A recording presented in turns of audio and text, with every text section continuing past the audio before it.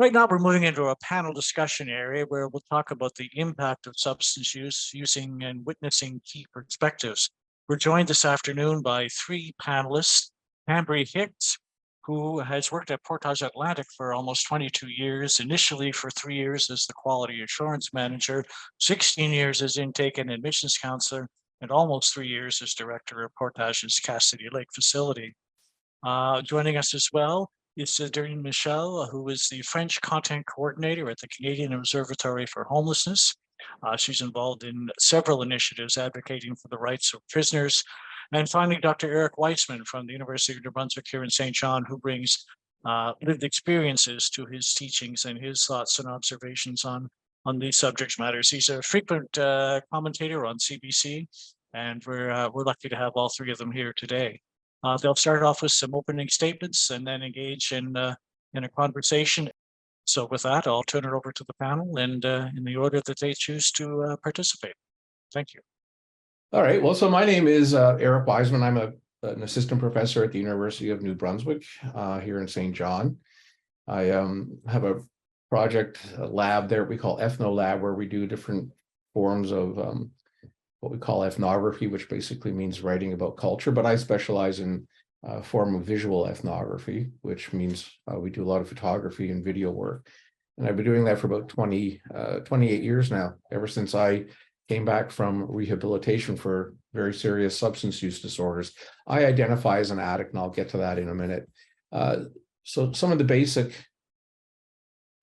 elements of me are, so like I said, I talk about being a lived experience scholar and doing visual ethnography, and I have been in recovery for about 28 years. I was one of those hopeless cases people looked at and felt it what some people call a worst case scenario. And the way that I ended up coming full circle is I'll share with you in a minute.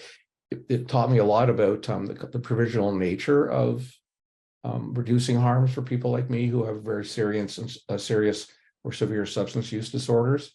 Currently, I work that experience into the courses that I teach. I teach a number of different courses, but in particular, I teach 2 courses on anti-criminology, which is a way of looking at things that are commonly considered deviant or criminal and how they come to be understood that way, and rethinking the criminal justice system in Canada. And I also teach a cannabis and society course. And we try to look at the lessons we've learned about decriminalization, legalization, and regulation of cannabis, and the way we might be able to apply that to other illicit materials and other behaviors. And I'm a very strong believer in harm reduction rather than abstinence or sobriety. I'll explain that in a minute too. I do a lot in our classes. We talk a lot about decriminalization and legalization of substances, sex work. And I do a lot of work addressing youth and young adult needs. And I honestly have always argued since about 2002, a guy named Barrick German at the Toronto Disaster Relief Committee was working on one of the films with me because he was an advocate for Tent City in Toronto. And he said housing is healthcare. And I never forgot that. And to me, in my experience, he's the first person who ever said that. And I think he should get the credit for it, because you can't have any form of harm reduction without proper housing. And I think all of us agree. And I know later you're going to hear from some colleagues I have who are doing great work in that area. So me, yes, somebody mentioned earlier about the ACEs presentation we had yesterday, and I feel like an ACEs poster child. And I know that sounds, I'm not laughing at that. It's just that all of these analytical, clinical, prescriptive scripts, I seem to see myself in all of them. And I won't give you the whole story, but I will say that I had a very creative, but also a very and loving, but also an incredibly abusive father, and that was his pain and suffering, which he took out on me and some of my siblings. In my opinion, is incredibly intergenerational. He was a product of peasant Jews in Western Russia and Eastern Europe who were faced with the murders and rapes of the pogroms in the late 19th century. They came to Canada in the late 19th century, and they brought with them that mindset, that behavior, that I mean, their entire lives were governed by trauma. In fact, their lives here, when they moved to Toronto, were governed by incredible trauma. They were beaten. They were, I mean, the racism, anti-Semitism was pretty intense for them. and they did well in their lives, but they treated us in the ways they had learned. So just so you understand, he and I became very good friends later in life after I went through recovery. It was kind of like our recovery. I also had some other traumatic experiences. One of them was I drowned when I was 9. And it was actually, this is the traumatic part. I enjoyed, it was weird after the initial pain of drowning, the stinging and the weird sounds that you hear. I actually kind of, I'm writing a memoir and it starts with that experience of it was kind of a relief based on what was happening in the real world. And then they pulled me out and brought me right back. And the first person I had to explain to what happened was my father. And that was traumatic in a way. And I still think about it. So I think one of the key issues for me, understanding the work that I do and the reason that I do so much interpersonal work with people who have lived experience, the reason I focus on mental health, addictions, and housing is because we share this undercurrent of trauma and unresolved trauma. At least mine was unresolved until I reached a bottom that nearly killed me. So just so you understand, some people are concerned about the use of the word addict. For me, it's just a simpler way for me to understand who I am. I have all 11 of the criteria. And I think there are many that I could add that aren't on here. My life went into a very serious spiral as I got older. And that wasn't just about my using, but the role I played in the illegal drug world adds a certain number of criteria. I mean, it should say, for example, went to great lengths and criminal behaviors to ensure that you and your friends had a constant access to an obscene amount of drugs. I mean, it's just hard for me to see it as merely just a medical condition. So when I look at the different levels of SUD, severe is literally what I was. And so I just use the word addict. It's easier than, to me, that's addiction. That level is addiction. So that's what I use personally. However, I respect everybody else's use of it. In my classes, we teach this very clearly. So long story short, when I finished school in the 80s, everybody was partying. It was 1979, 1980. I did very well at university, but I was using and drinking every day. So I was drinking about a 26er a day and doing coke, and I basically started getting high in 1977 and came down in 1996 because I had to. But I abandoned my career at U of T to get more and more into the drug world because I was selling it. And it was like I said, the 1980s, I lived on Queen Street in Toronto. Things were very intense and it's pretty hard. It was very intoxicating. And just again, fast forward, started off was a bright-eyed, happy kid going to university. And by 1988, I had drugged myself out of my PhD, all of my businesses by 1990. And I weighed about 128 pounds. I was drinking 40 ounces of liquor. The only money I had was money I generated from drug dealing. I owed every drug dealer I knew intense amounts of money. I was consuming between 1 and 7 grams of coke a day. I didn't shoot, like I wasn't into needles. They scared the heck out of me, which is why I'm still alive. Because I did heroin to come down very often. At night, it was so bizarre at the end.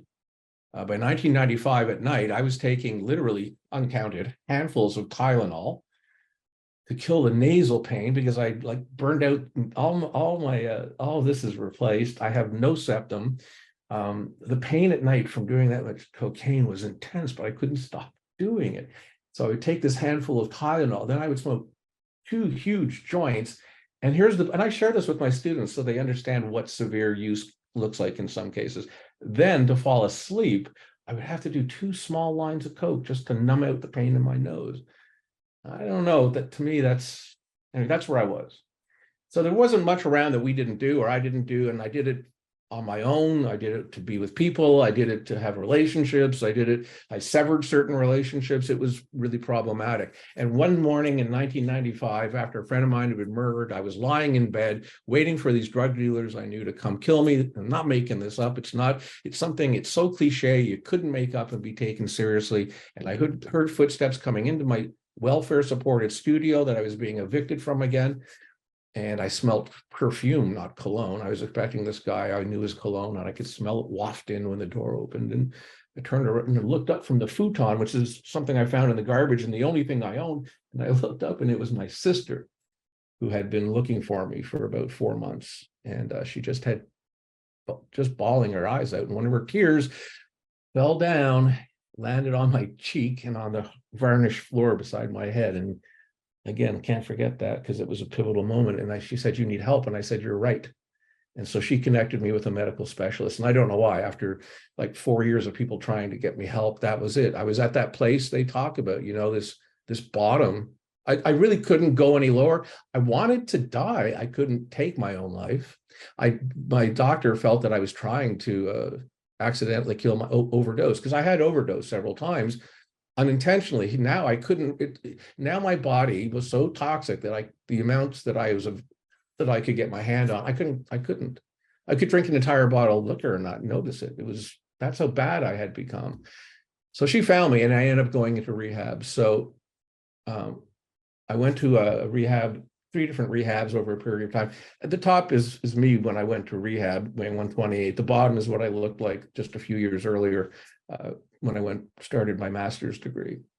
So rehab, I learned all kinds of great things. I learned about the disease model. I learned about my triggers. I learned about ACEs. Well, they didn't call it ACEs then, but I did learn about how my unresolved traumas had led to a lot of my gratification-seeking behaviors. I learned about forgiving certain people. I learned about what real recovery looks like. I learned that harm reduction is about relationships. And one of the first relationships I had to remedy was the one that was most toxic to me, the one with my father. And he actually came and visited me and picked me up, and we ended up having a great conversation. I told him that he had screwed up my life, and he said, "You did that to me too, believe it or not."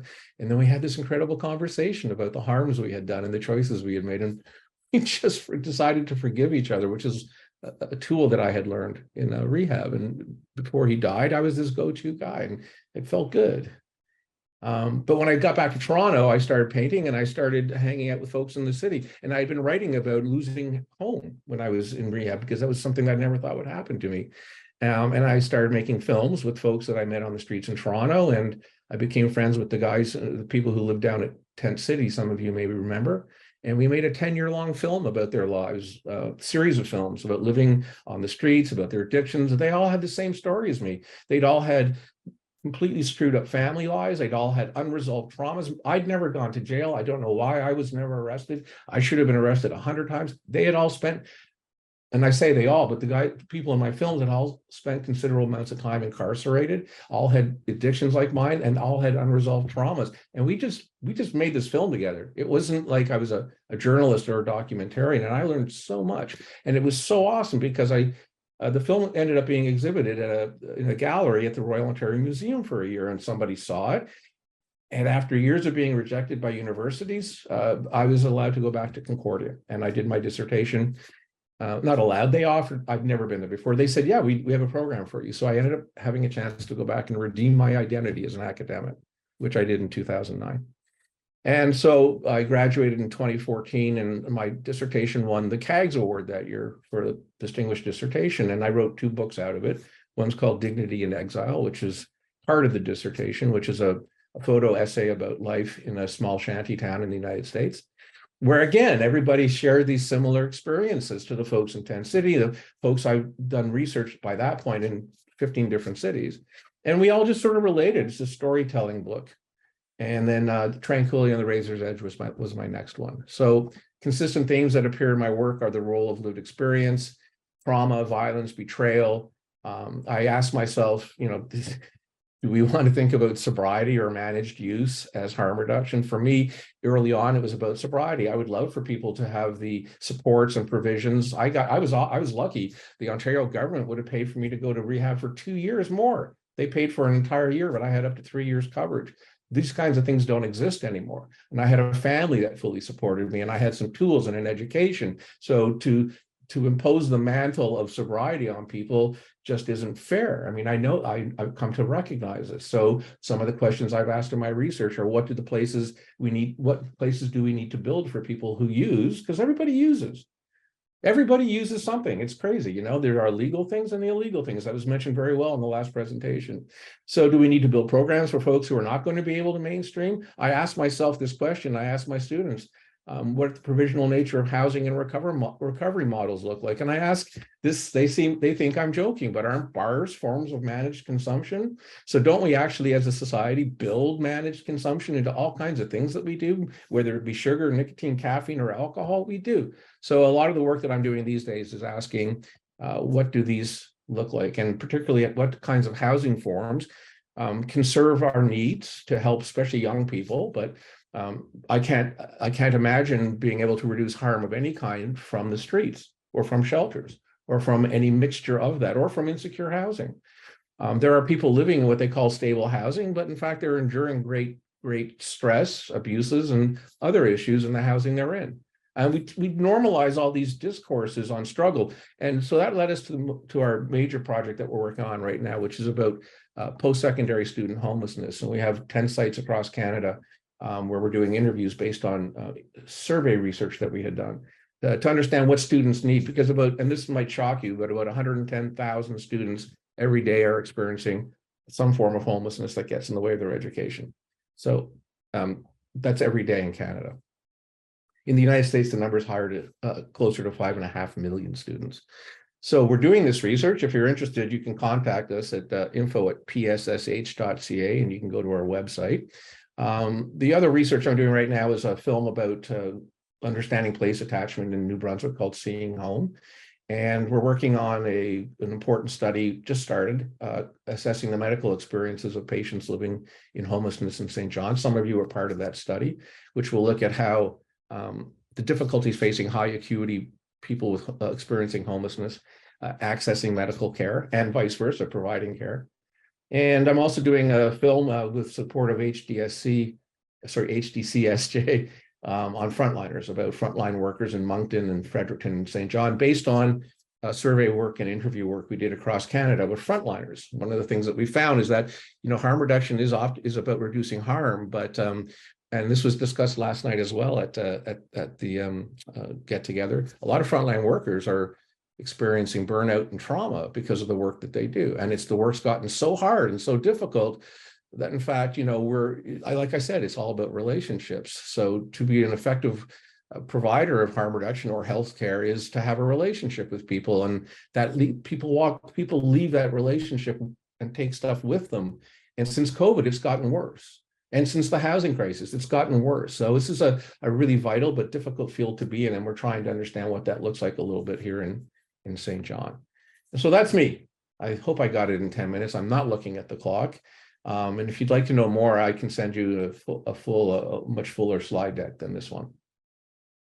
Good afternoon, everyone. So Dr. Wiseman, you're a hard act to follow, so I will do my very best. So good afternoon, everyone. I want to extend a thank you to Kim Wilbur for inviting me as a panelist. I appreciate that very much. So for those of you that may not be familiar with Portage Atlantic is part of a national organization, Portage Canada. And at Portage Atlantic, we're located on 165 acres at Cassidy Lake, which is about 10 minutes outside of Norton, New Brunswick. And on a beautiful therapeutic setting. Basically, we offer youth between the ages of 14 to 21 inclusively an environment to work on the root causes of their addiction problems and to teach them how to live a healthy and positive life. The TC, or the therapeutic community, as we call it, with support from the other youth in treatment who are in similar situations, are there to help their fellow peers regain their confidence and self-esteem. So we do offer a program that is adapted to the youth needs, and the program can last up to 6 months in length. Throughout this process, the needs of the youth are reevaluated and adjusted according to their needs and the achievement of their goals. And once the residential phase is complete, youth are able to join a support group who will accompany them in achieving some of their goals while they're home in their environment after they've completed treatment. So aftercare and continuing care services help youth connect with their family and loved ones, and help build healthy social networks, and maintain a positive lifestyle after treatment. The youth's family and friends are also invited to participate in workshops and groups designed to meet their needs while supporting the young person's process while they're in treatment with us. And in addition to that, we also open up those groups to any family member, whether their young person is part of the Portage program or not. And with education at the Portage facility, we do offer a mandatory school program for youth, which is taught by certified teachers through the Department of Education. And the curriculum there is adapted to the needs of the youth to help them reach their academic goals. And for those youth that have completed school prior to entering treatment, we have a graduate program, we call it, for the grads, and that includes some physical education, some groups and meetings that they can attend, just to continue to work on themselves while they're in treatment, although they have finished the school component. The program, although we are a nonprofit organization, the 40 youth that we can have up to 40 youth from New Brunswick, and those beds are funded through the Department of Health and Public Safety. And we also, because we are Portage Atlantic, we do have youth from the other Atlantic provinces as well. And their beds are funded primarily through their respected provinces, whether it be through the Department of Health or Community Services, or what department that they're more involved with in their respective province. And we've also had youth from across Canada as well as other countries as well. So that's just a snapshot of the programs and services that we provide for the youth of New Brunswick. And I know that's less than 10 minutes. Well, that's not bad at all. We've got lots of questions coming in already, and the first is a two-part question I'd offer to both of you.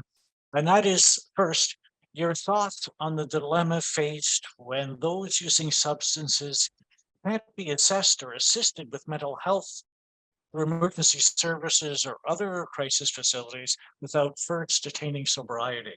And a follow-up piece is how the heck can frontline community members address this barrier when serving their clients? And I don't know who wants to take well, I can tell you really at that one first. I can tell you guys are really here's what happens when psychiatrists or psychiatry can't deal with people with substance addiction. I shared this with my students once or twice because some of them are quite resistant to progressive approaches, like low barrier approaches to helping people. So before I was able to get into rehab, they didn't know what to do with me, right? So they sent me to a psychiatrist, and I'll leave his name out of it because I didn't know he had a reputation for doing this to his patients with substance use disorder until years later.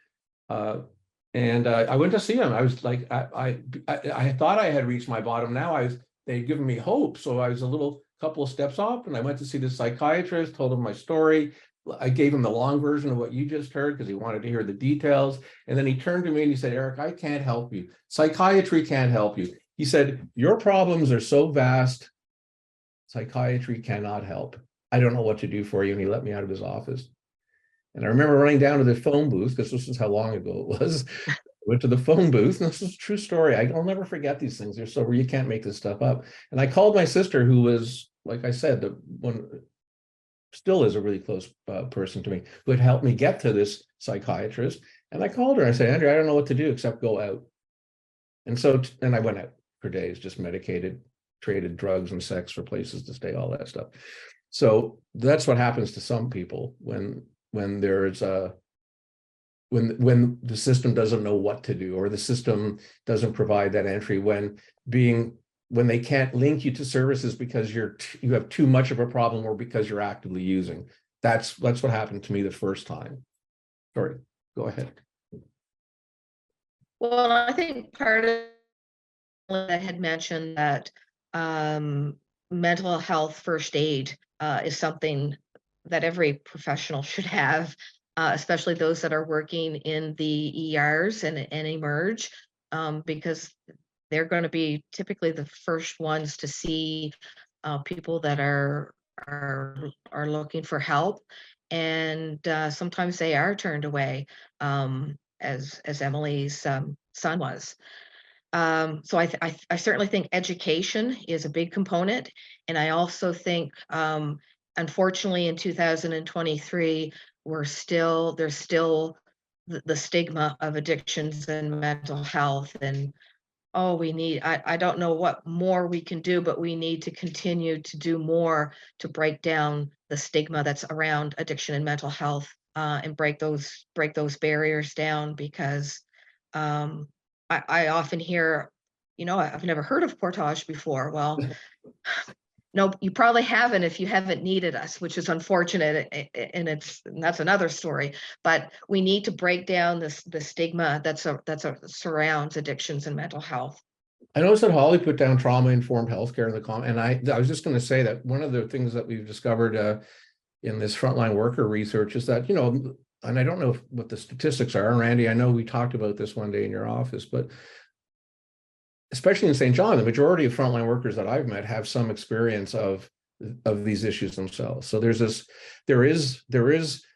what leads sometimes to the experience of vicarious trauma, because people understand what it's like. They know when somebody leaves, a frontline worker, a social worker, a housing worker, they're going to know what's going on in that person's life because they might have gone through it themselves. Mm-hmm. And it's hard to live with that. I mean, we don't have that Sharks lens where we have that lens that protects us, that we can flip when things get bad. And so this is traumatic because people go home caring and not knowing what to do. It's worse in some ways than burnout.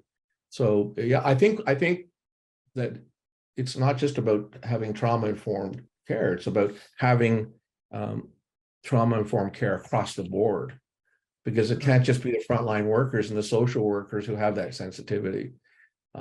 It's too much of a burden. Yep. Thank you both for that. The next question, I'd ask you to use a lens to pick up on Eric's range, but to use a lens of harm reduction through a youth lens. And that's this. This is our 5th annual symposium. We've been sounding the alarm each time we gather, and 5 years is not a long time, but I'd like to ask each of you, what changes, if any, have you observed in the scope or scale or impact of harm reduction for youth? You can start. You seem to think that would be, I think I'd like to hear more about Portage before. Sure. So what we've seen at Portage is, and I don't know if this has really been since the legalization perhaps of marijuana, but how many youth will use marijuana as a form of harm reduction, whether they're using another substance. And so we certainly have seen an increase in that. But even with the youth, I think there needs to be and we need to educate them on what harm reduction is, so that it's much easier to educate youth than it is to educate us adults on harm, on anything really, because they're more open to that. They're more open to change. They're more open to everything. So I think we need to educate youth on what harm reduction is, and obviously adults as well. But yeah, I do think we need to start there, educate youth on what harm reduction is and how we can make it work for them. I don't know if that answers the question. No, that was good. In the last 5 years, for instance, Stanbury, have you noticed anything changed in the way you have to deal with your folks, or any? The cannabis one is, I take that. Yeah. Well, last 5 years. I mean, yes, it's for one thing, it's more difficult, I find, to get them into detox if they need to be detoxed. And I've said for years, especially when I was an intake counselor, that New Brunswick is in desperate need of a youth detox. Instead of sending our young people to adult detoxes, we need to be able to send them to a youth detox. And I mean, that's certainly what we've noticed a lot at Portage is just being able to meet them where they're at. I guess meet the youth where they're at. That's the most important thing. You know, are they ready for long-term treatment at Portage? Are they not ready for long-term treatment at Portage? Sometimes parents, you know, you need to go to Portage. Well, maybe they're not there yet. But we need to work with them, whether it's to get them ready for Portage or maybe to assist them in community resources, whether it be ISD, the Child and Youth Team, other resources in the community, like Youth Quest in Moncton. There's lots of community resources that are available. So if they're not ready for Portage, then let's find out what they're ready for and help them be where they're at that particular moment, and go from there. Thank you. Eric, you want to try that one? 5 years, any changes? Well, I can, let me go back 8 years, if you don't mind to explain, to set up to 5 years. 8 years ago, before I actually moved out here, I was doing some research for the COH at different youth shelters in the Toronto area. And I remember going to several, and I was, they were new, like they're very progressive, they were modern. One was called the Peel, if I'm not mistaken, Peel Youth Shelter, and it was in a library, in a community center. And it was like, it'd been all the 2 weeks that I was doing the field work was pretty depressing, going to family shelters that were in old motels and so, way out of the way shelters. They bought in a bunch of old motels in Mississauga, places which were desolate and where people had no access. And then I went to these youth shelters and a couple of youth transitional housing, and they were really great, man. They were like, people were upbeat. The physical plant, like the architecture, the design was brilliant. There were programs in place for people who needed programs. They had dialectical, they had DBT and all. They had everything that you could want.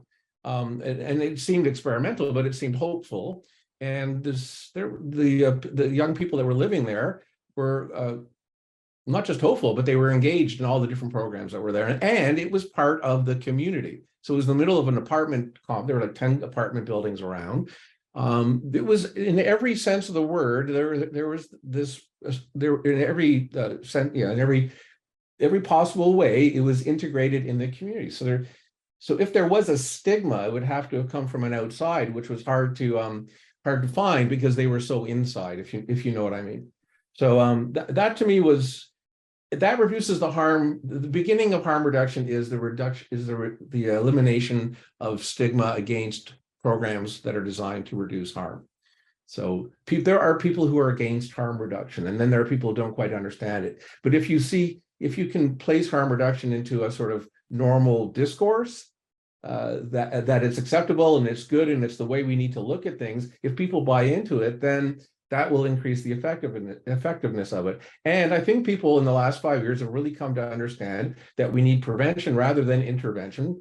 We need them both, unfortunately, because we have to deal with people who are experiencing, people with lived experience currently, but we want to stop people from entering problematic lived experiences. And so the definition of what's problematic has changed in the last 5 years. It was very often that, you talked about detox and treatment, and you're talking about the recovery place I went to was completely sober based. They tested our urine every week. We went for a walk. They sometimes would test us. My argument is, and after doing all the work in the different tiny homes I've done all over the US, they're built as places to help people manage their consumption and to live in contexts where their behaviors are criminalized. So in fact, now we've changed some of the rules. We have wet shelters, and we have wet transitional housing. We have changed our definition of what harm reduction is. We now all believe in harm reduction, but now we're arguing over what form of harm reduction, right? And so even me, like I said, I would love for young people. And by the way, another thing about youth is that we have so many definitions of what youth are. So just so you know, the work I do, I'm on the board of Making the Shift. Our definition, which is a youth prevention innovation lab. And I work with the Making the Shift Lived Experience Scholarship Group as their board liaison. And so our definition is, if I'm not mistaken, 17 to 25, but there are other definitions. So in that age group, what does harm reduction look like for every, well, you can't generalize anymore. For some people, like for me, if I didn't get sober, I wouldn't be here to be blowing a lot of hot air at you guys today. And for others, living with substance use, learning how to live with it takes it out of the disorder category. Because people do live with substances in their lives. We all do. So I think that's the biggest change, understanding, and youth coming to understand their behaviors in these larger contexts, because there's more information about it. When I was a teenager, when I was 17 to 25, there was no knowledge of this information. And now there's lots of it. So we can make better informed decisions. Well, that sort of raises a question I put to both of you, which is, how do you integrate harm reduction approaches or supports into traditionally absence-based programs or systems? If we believe in harm reduction, if we're talking about it, but we're still confronting systems of abstinence, how do you introduce harm reduction? Well, my personal opinion is that the changing of the DSM-5 in particular, their rephrasing of substance use disorder. And I know some of us just like to use the word substance use because that's what it is. To me, it's only disorderly when it literally leads to disorder, like to not just mismanagement, but to serious implications and problems for the individual. I don't think we need to interfere with someone's life if they're just smoking a little cannabis or, then again, I don't encourage people to do cocaine, but I've actually met people who can do it once a year. I don't get it. I don't understand it, but there's no intervention needed in that, But if there are people who are ending up in places like I ended up, or like people who might end up coming to your institute, I shouldn't say institution, but to your site, then we have to understand what the individual needs on an individual level. It's hard to provide services at an individual level, but that is there is no one size fits all, if I'm not mistaken. So. Yes, and ultimately it comes down to, with Portage Atlantic, we have to start with educating our staff. We have to increase our knowledge when it comes to harm reduction. We have to evolve. We have to understand. We have to incorporate all this into our program. And again, it goes back to meeting the kids where they're at. If that's where they're at, then that's what we have to, that's where we have to be at too. There's also a really huge problem for youth, and actually for anybody experiencing who has a history, perhaps even a record for substance use. Accessing medical care, I have so many people that I work with who are afraid to go to the hospital because of the way they're treated. The way they were, in fact, a couple of our presenters today talked about what happens when young people go, or people with a history of using, for example, opiates go for treatment. They think it's drug-seeking behavior. The greatest irony to me is I told my students about this in our last lecture. I have a bad hip and a bad back, and I was driving out here, driving to Alberta, and I had a shot in my hip of cortisone. My leg was numb. I fell down. They couldn't tell if it was broken because my leg was numb. So they put me back into the emergency ward. I waited for 8 hours until the feeling came back to determine it wasn't broken because I couldn't get an x-ray. And I said to the doctor, I'm an addict in recovery, but I'm afraid when I get in the car tomorrow to drive to Alberta, my discs, which are bad, might start hurting. Can I get some, I wanted to get like Tylenol or something, the 400 milligram that non-steroidal. They gave me 30 hydromorphone. Didn't ask. They said, here you go, take these. So they gave me a script for 30 hydromorphone, which is the drug my mother was on at the time to end her life from cancer. So you know, there's sometimes the behavior, sometimes when we seek help, even as adults, or we go to hospitals, sometimes the treatment doesn't match the need. And then sometimes people who really need help are turned away. So one of the first things that's going to be necessary for youth, because youth are people, doctors and health professionals look down on us substance users when we're active. So that's the biggest barrier. We're afraid to get help because what we get is punitive behavior from other people. So that to me is a very important barrier that needs to be addressed. 100%. Being a youth lens on these on this conversation, can you folks identify policy or program changes that would have the greatest impact? What do we have to start changing? Policies or programs? I'm deferring to you. What do we have, I'm asking the policies question. or programs? Yeah, I mean, what changes would have the greatest impact? I think we have to we have to change both our policies and our programs to make them more conducive to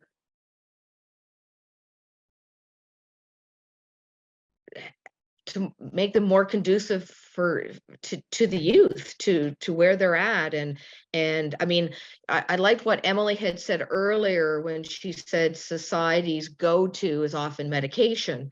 I mean, one of the things, and that's something else we've seen a significant increase at Portage, has been the amount of medication that youth are prescribed before they come into treatment. I mean, it's astounding. And not just the amount of medication, but the high doses of some of the medication that they're coming in on. So I agree when she said it's society's go-to because it's a quick fix. One of the things that we at Portage, you know, really strive for is to help the young people there learn like coping skills. So how they can cope with things without having to necessarily turn to those medications that they might be on or the doses that they're on. So it's okay to be a little anxious. I was a little anxious this morning. That's okay. It's okay to We be had this anxious. conversation yesterday that, you know, anxiety is part of life. Having a Exactly, major anxiety disorder but is not. they don't think it is. They think as soon as they're feeling anxious and something's wrong, and it's okay to be sad and depressed every once in a while. Again, that's normal too. But we've got a lot of, I keep using the term education, but we've got a lot of teaching to do. As far as, you know, it's okay to have those feelings. I mean, we call Portage the house of feelings because that's, you know, ultimately that's sometimes what it comes down to is if I'm feeling you know, lonely or resentful or whatever, what tends to come out in a lot of cases is anger. So let's talk about what's behind the anger and get to those real feelings. And so it's breaking down their walls and their barriers that they've put up for so long because that's all they've known. And I don't think I'm answering the question at all here. I'm on a tangent. You know, it's funny. While you're doing this, I get to look at the comments while you're, and it's funny because I agree with every comment that's come out there. And so people are saying that, you know, you need to ask the youth what they need, and that's literally what we're doing in our work on post-secondary work. Is we're asking students what they need, and then they're taking that information to policymakers.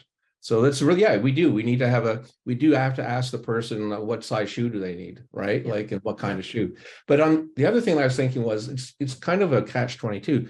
There are we know for a fact that there are so many youth who go through treatment or might go through through foster care and end up without any supports when they're out. So that's one group that we know what to do to help minimize the harms in their life.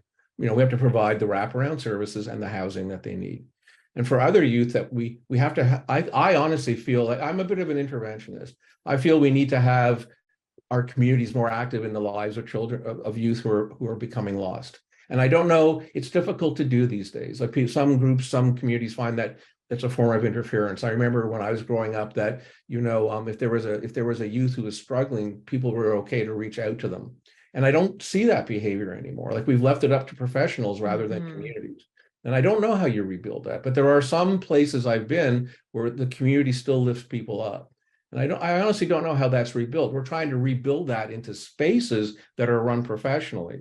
So I think, we have to identify, it's like dealing with the issue of chronic homelessness. We can identify people once they enter the system. One of the best things we can do right now, given the tools that we have, is not abandon people when they enter especially youth, when they enter the youth systems that are available to them. We just don't carry them for a couple of years and then abandon them.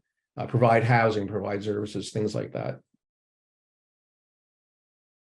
I do think, by the way, I see a question. Do you think someone can use cannabis? And well, I have marked 12 essays on that question this year. I do believe cannabis psychosis is very easy to experience these days because of the toxicity of cannabis. Yeah. I don't think cannabis is addicting in the sense that opioids are addicting, at least physiologically speaking. But I was addicted to cannabis, for example. It was hard to quit smoke. Hardest thing I ever quit was cigarettes. But next to that was cannabis because I used it every night to fall asleep, and it took me about 6 years to learn to fall asleep again. So depending on what definition of addiction you use, I would say that's the only answer I can give you. Yeah, I have neighbors who are self-medicating with cannabis rather than taking antidepressants, and they have to smoke their cannabis every 15 minutes. So to me, that's a detrimental behavior. I don't know who that is. Oh, it's Manal. There are lots of questions in the chat, and it's pretty hard for me to follow them all, but we will get to as many as we can. To get you to turn your attention a bit down to our education system, and is there a role for them to play, or what role should they play in supporting a harm reduction program? They should do what I do. They might get fired for it, but they should. I think we should be, honestly, I watched the news yesterday about some books that were banned in the United States, and I was going, oh my God, your guys are doing this in certain states, and by the time these kids are teenagers, they're going to be completely victimized and vulnerable to the simplest things.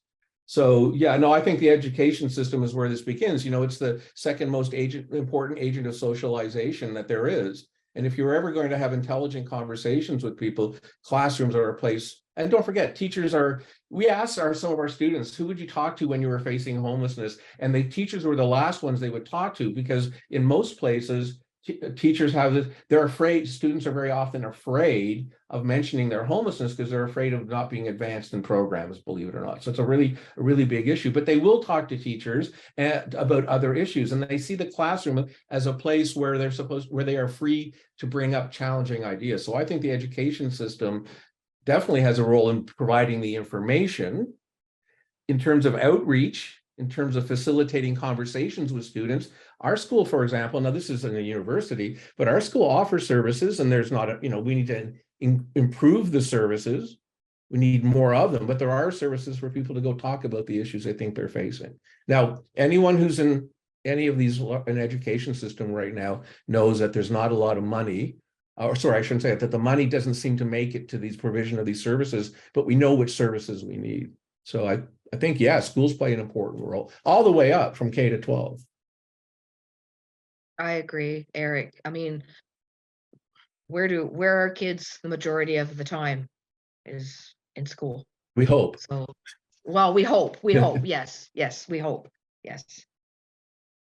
Amber, there's a question here that asks, what's available for youth to exceed the needs that Portage can offer? For example, youth who's violent or non-compliant. Well, I know at Portage, we make a lot of effort to work with the youth, but yes, if their behavior is such that it's violent and we can't admit them or we can't keep them there, unfortunately there isn't much. I mean, one of the questions I had seen earlier that came up in chat is they were asking if youth can be sentenced to portage. Youth cannot be sentenced to portage. It is a voluntary program. So, but that's not to say that their motivation for coming to portage might be to stay out of the legal system or to stay out of jail. That may very well be their motivation to come, but they can't come unless they agree to come in on their own. And you know, certainly when I was doing intake, I would always, especially if I was going to you know, the Miramichi Youth Camp, as we call it now. At the time, it was the New Brunswick Youth Center, or for that matter, because of our ages, I would occasionally go to meet with a young man or a woman, whether it be at the St. John Regional Correctional Center or what have you. And you know, I always made it very clear, if you're looking to do easy time, then stay here, because you know, at Portage you're going to be coming in and learning about yourself, and it's going to be probably one of the more difficult things that you've ever done. But if you're looking to get your life back on track, then we can help you with that. Of course, I don't think ever believed me, because what did I know? I was just another adult talking to them.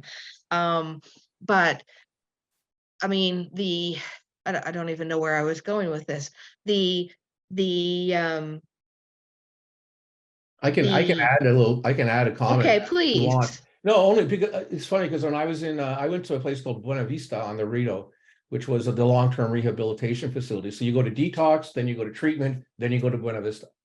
And it wasn't one of these Hollywood places.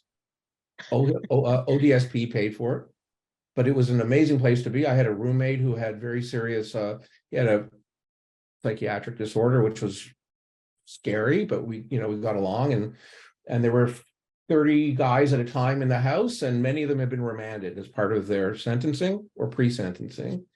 And but there were youth there, so people you had to be 18. There were 18 to 60-year-olds there. But one of the rules was no violence and no threat of violence. And that was what they call an immediate 86. So if you threaten somebody, if you raise your hand, you were out. And it was for the safety of people who were there. And I remember, like, I was there, this is my second go at rehab.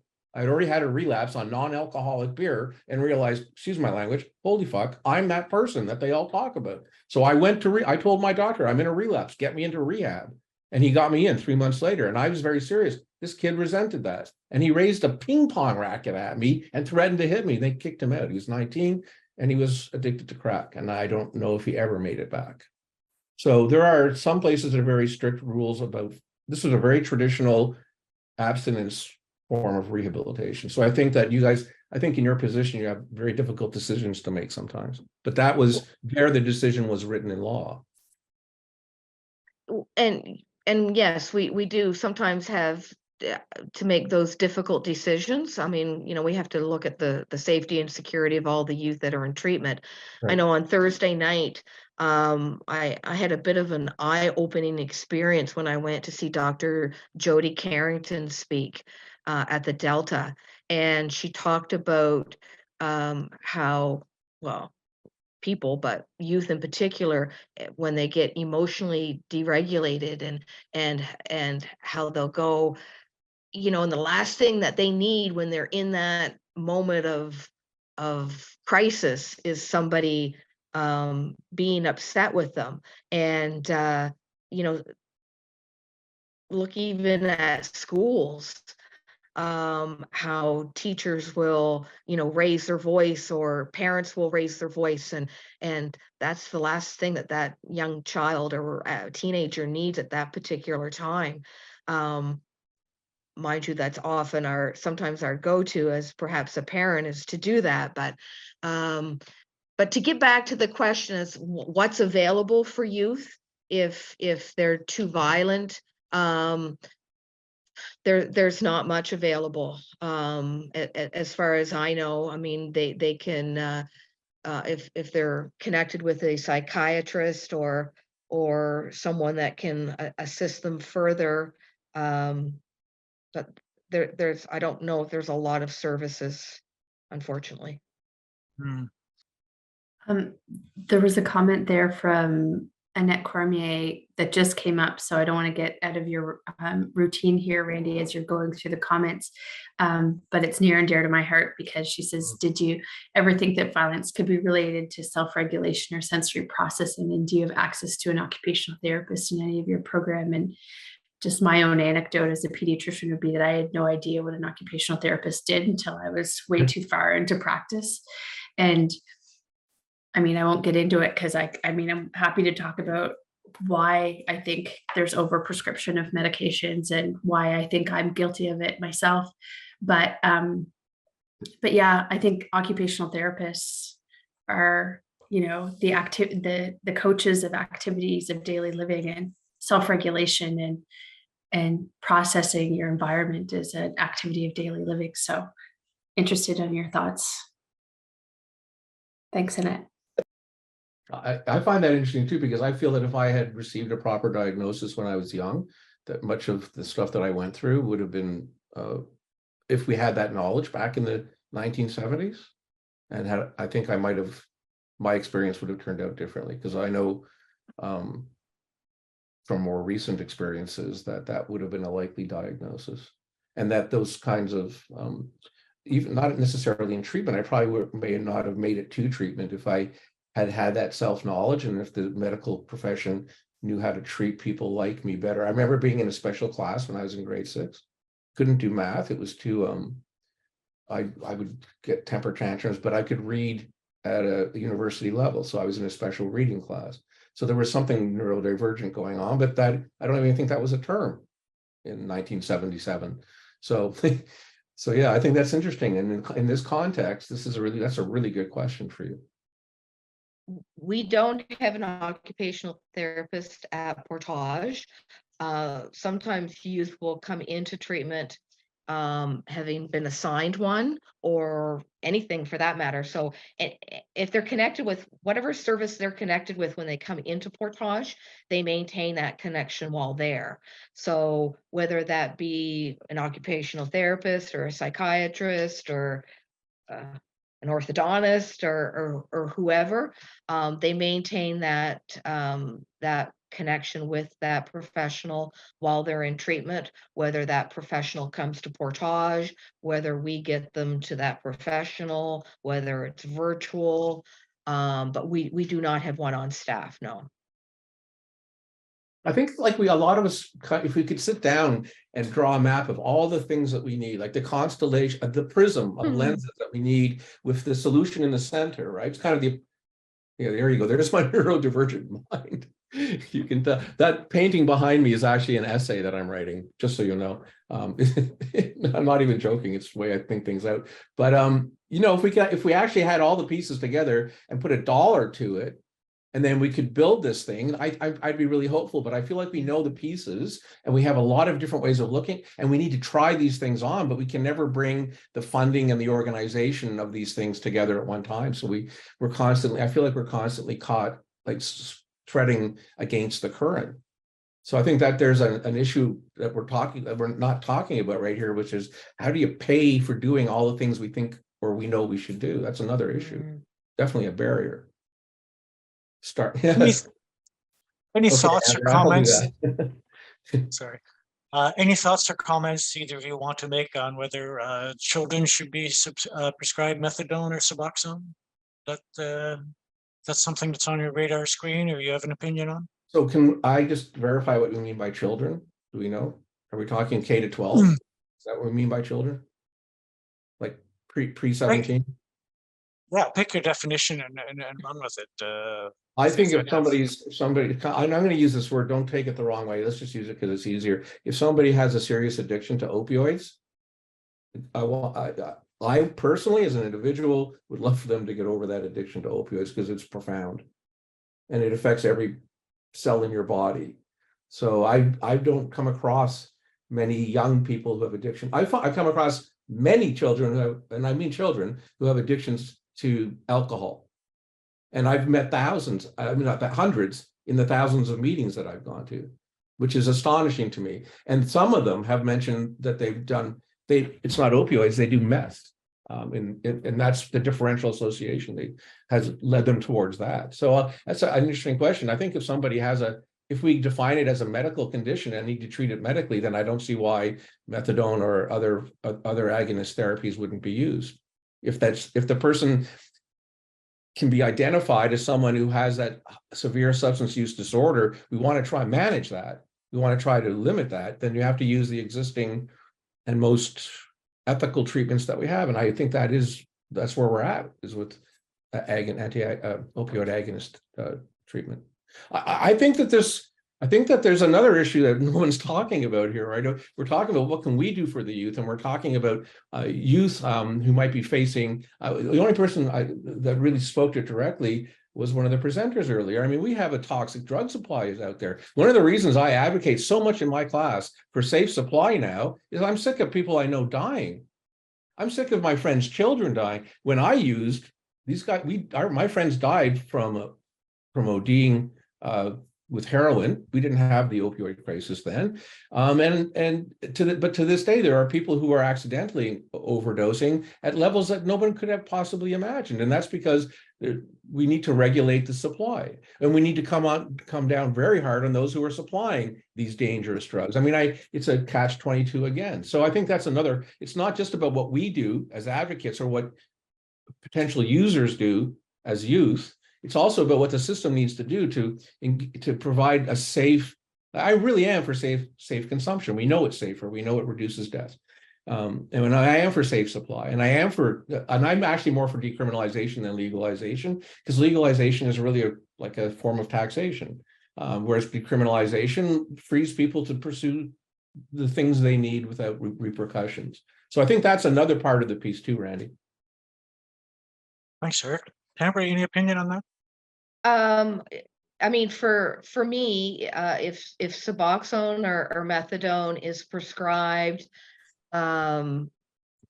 properly prescribed for, an opioid or what have you, addiction, then that's something, I mean, at Portage, we're just starting to look at now.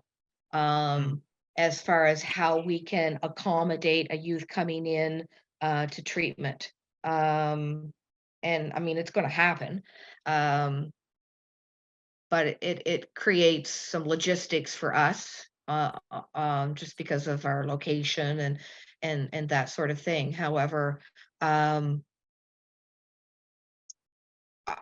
think it has to be, I guess my concern is, adults being prescribed is one thing. How old is the youth? What's their previous drug history? Again, I don't like to put everyone and paint everyone with one brush. To me, it's a very individualized case. Thank you. I guess a related question in the chat is, and maybe you've answered this or you can add something to this, but what do you think about some community health centers using hydromorphine several times a day as a form of harm reduction? So do you remember that we had Nancy Henderson speak? I think it was last year. She came and spoke for us. Do you remember that, Randy? No. I should, but I didn't, Eric. Remind me. Okay, so Nancy Henderson was a friend of mine, colleague, who personal lived experience, nurse who was doing work on safe supply, and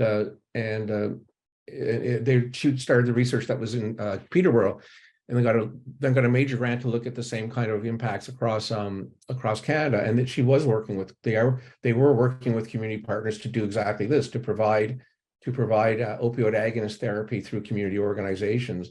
And it's been it was so successful that they got an additional, I won't say the amount, but a very large amount of money to pursue that on a larger scale. So there is great buy-in into that model. And individuals are more and I shouldn't say more likely, are more comfortable going into their community. Here they go, here people, I go to the pharmacy and there's this little cubicle where people have to go. And I just, we're all students of body language. I feel so, I wouldn't want to go if I needed that to, so here we have community organizations. In fact, you have clusters of community organizations that deal with individuals whose lives might be stigmatized in the so-called conventional world. So you have these spaces in the city where people hang out. They don't feel awful. They run into people they know. So the community provision of the material itself isn't just organizational. You have to think of it socially too. We're talking about spaces, urban spaces, where people congregate for a variety of their different needs. So to me, it's a great idea. I would totally support it. And I know Nancy's research would support it as well. Hello, There you go, Julie. is it working? Yes, you're You're there. on. Hey, sorry. It's my name's Julie Galantego.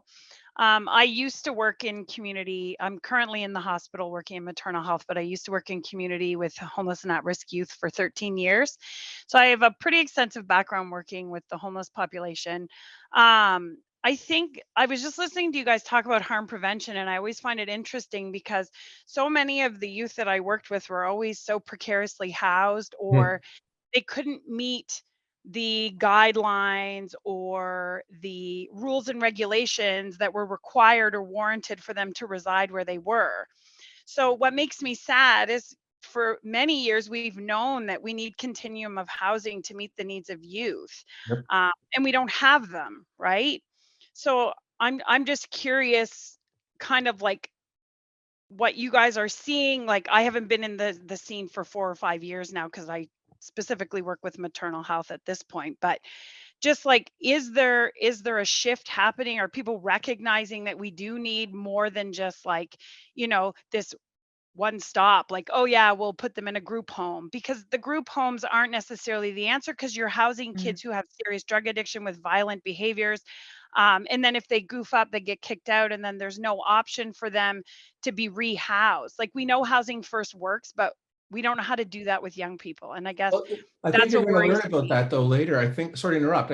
I'm not sure what their presentation is, but I have some of our colleagues are going to be speaking about. I think they're going to speak about their research on housing first and some other Okay. housing solutions.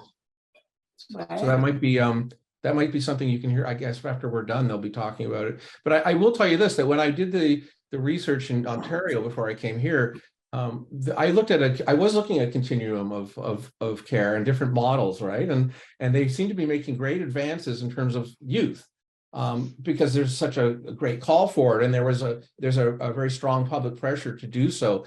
And also they had CAS and CAF who were bringing in a lot of donors and bringing a lot of pressure on the government to do something about the growing problem with youth. And I totally agree with you that I'm one of these people who looks at my research. If you go to my YouTube page, you'll see videos about all kinds of different types of housing, from tiny homes, tent camps, housing first. I think that we need to do what the National Housing Strategy said: wild experimentation with housing. We need all kinds of different housing. So yeah, and what does it look like here? I'm just learning what it looks like here. That's what these projects that I'm working on are about. So I agree with you, but I do think you're going to learn more about that a little bit later when the folks from HRL come on, if I'm not mistaken. So one of the things that we will do is try to find homes or houses or apartments for these young people to go if they're going to be living on their own. And I mean, there's only so many transitional homes in Moncton or with, in the province for these young people to go. So that is certainly an area of concern is, following treatment. Where are they going to go? If they don't have a safe place to live, then it's not going to work. Can I say one more thing? Sure. Am I in? Okay. No, I just wanted to add that, I think we've proposed, I proposed years and years ago, the foyer model, for example, as a continuum of housing for youth. And this was like 8 or 9 years ago. I guess what's hard is there's no dollars to put towards this. So it's kind of hard when we're saying in one vein, we want to prevent and do harm prevention, but yet I'm seeing some of the kids I worked with at Chrysalis House, I am now seeing come through my door, pregnant, still with addictions issues. So it's just this really sad cycle of like, I think we need to do better for our young people. And, you know, we really do talk about harm prevention. And I know all of us here really believe in harm reduction and want to do something, but it's like the dollars aren't there to put into action these programs that we know are tried and true in other areas of the world. I mean, we know this. They're working in other countries. There's another piece to it too, right? Like there's a real hesitance for people to like, we're not really sure on what they're, this is opening another can of worms, but I totally agree with what you said. I also agree that, and this is what I had to learn when I had to go back, because I was essentially, you know, emotionally, I was a youth at that when I went to rehab at 35. I was 17 years old, which is when I started using very serious drugs. We have to be able to tell youth, especially, what's expected of them. I mean, it's not, you just can't provide everything. And it's like, it's kind of like what Tamara was saying, you know, you should expect to have anxiety and learn techniques for dealing with it. It's a normal human emotion. You have it for a reason. You need to, it's okay to have fear. Fear is a normal human emotion. So, and also you need to get up at 6 a.m. like I did and sweep out the bathrooms every morning while you're here. So we have a very hard time because we don't want, because young people that we care about are dying or suffering, in some cases, experiences that in some cases seem worse than death. So we don't want to push them away. But so that's a really tough conversation to have too, is about what is the expectation of the end user, or we talk about youth, what do youth tell us what they need, but at some point we have to tell youth what to do as well in some capacity when we provide services. So they made me stay at the rehab for an extra 4 months to learn how to look after an apartment and to do nothing, because those were the triggers for me to go out. So I want to thank you both very, very much for a wonderful conversation. It's certainly reflected in the chat room. But before we end, I want to offer you an opportunity, or ask each of you if you could leave us with a personal call to action for impactful change in relation to harm reduction and substance use among youth. What would your call to action be as we head into the rest of our day?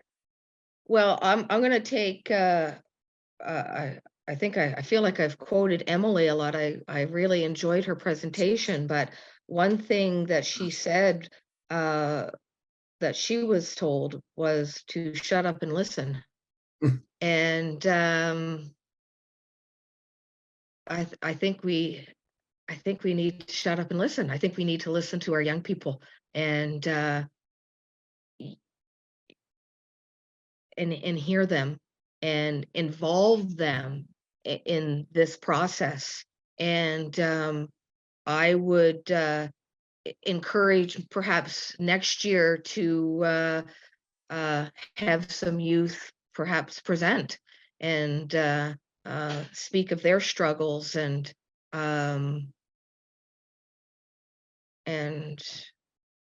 what's worked for them and how we can help them. Yeah, great idea. Eric, last thoughts, call to action? well, I just think that we need to this will sound like a bit of an activist call. I think you'll get this, Randy. I think we need to bring it to the streets. Like I think we share our information. I think the people in this room share the information, but I don't think we're getting angry enough. And I don't think we're getting out there enough. And I don't think we're banging on the doors that need to have their doors banged on. And I don't think we're going into Parliament and yelling about our children dying. I just don't think we're doing the stuff. I mean, I know some people do, and I know it's hard to do, but I think that we're at the point now where, for example, the opioid crisis has been declared an emergency. Housing has been declared an emergency. We're in an emergency situation. If your family, if your children were in an emergency situation, you'd get the fuck off your couch and do something. And I think that I think we need to figure out a way to get out there and express in numbers our discontentment with we have the tools. Let's tell them we have the tools. The public needs to know we have the tools and we have the knowledge.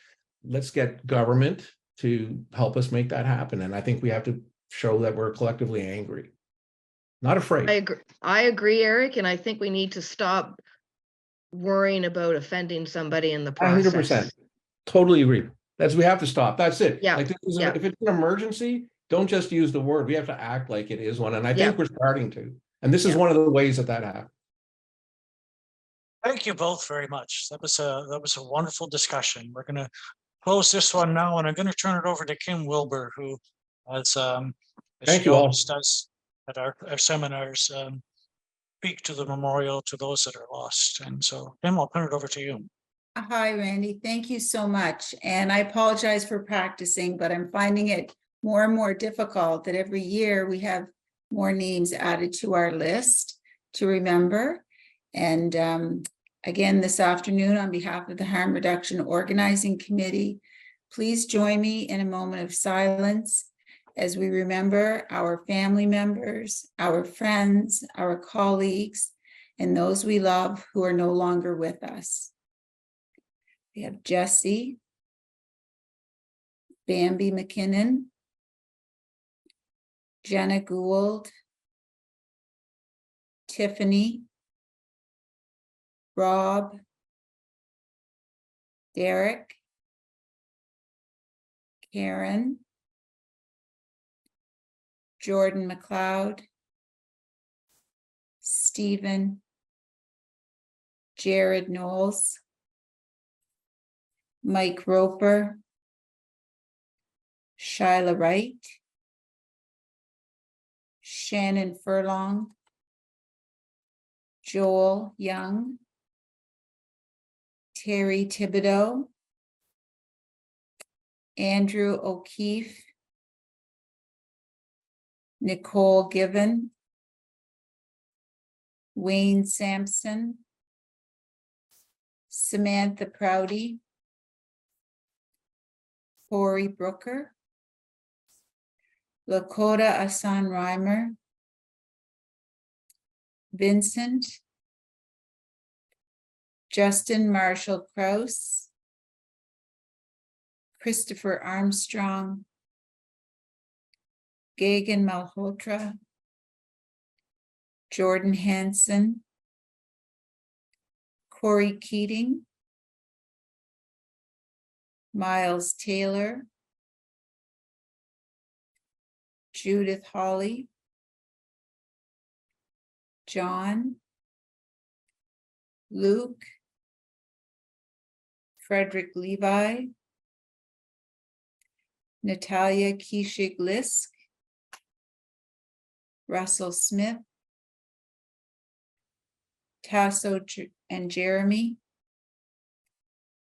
Michael McLeod, Adria Bosshart, Kyle Bernard, John Jividan, Kathy Church, Joni Antwine, Matthew Kessick, David Yokanen, Charlene Earl, April, and Ricky Williams. Thank you.